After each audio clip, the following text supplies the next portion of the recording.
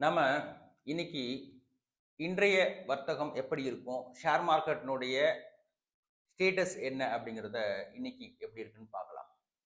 இன்னைக்கு நிஃப்டி எடுத்துக்கிட்டிங்கன்னா ஒரு காலையில் கொஞ்சம் அப்பில் இருந்தது. அதுக்கப்புறம் மதியானத்துக்கு மேலே ப்ராஃபிட் புக்கிங் நிறைய நடக்கும், அதனால கொஞ்சம் குறையறதுக்கான வாய்ப்பு இருக்கு. அமெரிக்கானுடைய டவ் ஜோன்ஸ் அப்பில் இருந்தது. அதுக்கப்புறம் நாஸ்டாக் கொஞ்சம் சரிய ஆரம்பிச்சது. ஸோ இதெல்லாம் நம்மளுடைய மார்க்கெட்டை லைட்டாக பாதிக்க வாய்ப்பு இருக்கு. செக்டார் வைஸ் அப்படின்னு பார்த்தீங்க அப்படின்னா ஐடி செக்டார் இன்னைக்கு வந்து அப்சைடு போகிறதுக்கான வாய்ப்பு அதிகம். ஏன்னா ரூபாயோட மதிப்பு கொஞ்சம் குறைஞ்சிருக்கிறதுனால ஐடி செக்டார்னுடைய ஷேர் ப்ரைஸ் வந்து இன்க்ரீஸ் ஆகிறதுக்கான வாய்ப்பு அதிகம். மெட்டல் அண்ட் ஆயில் இது மாதிரியான விஷயங்கள் கொஞ்சம் லைட்டாக அப்சைடு போகிறதுக்கான வாய்ப்பும் இன்னைக்கு இருக்கு.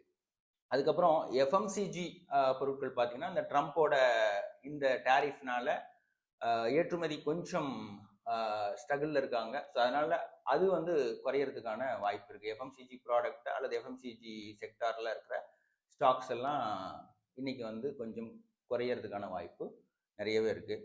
எஃப்ஐ வந்து நிறைய வெளியே போயிட்டாங்க. எஃப்ஐ வெளியே போறாங்க அப்படிங்கிறது நமக்கு ஒரு பாதிப்பு தான். ஏன்னா அந்நிய செலாவணியிலிருந்து நம்ம குறையிறோம். அப்ப அது பாதிப்பு தான். ஆனா ஷேர் மார்க்கெட்டை பொறுத்தளவு வந்து எஃப்ஐ வெளியே போறாங்கன்னா அதை ஈக்குவலைஸ் பண்றதுக்காக டிஐ உள்ள வந்துருவாங்க.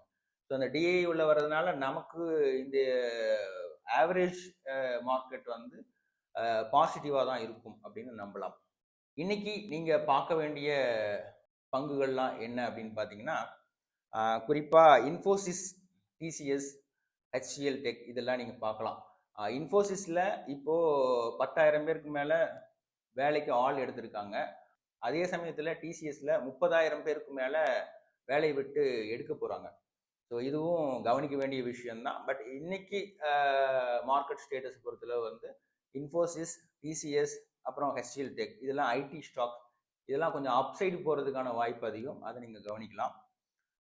டாடா ஸ்டீல், ஜேஎஸ்டபிள்யூ ஸ்டீல் இந்த மெட்டல் இதுவும் வந்து கொஞ்சம் அப்சைட் போகிறதுக்கான வாய்ப்பு அதிகம். ஏன்னா ரஷ்யாவினுடைய பொருளாதார கொள்கை கூட நாம் வந்து மிங்கிள் ஆகணும் அப்படிங்கிறதுனால இந்த வாய்ப்பு நமக்கு இருக்கு.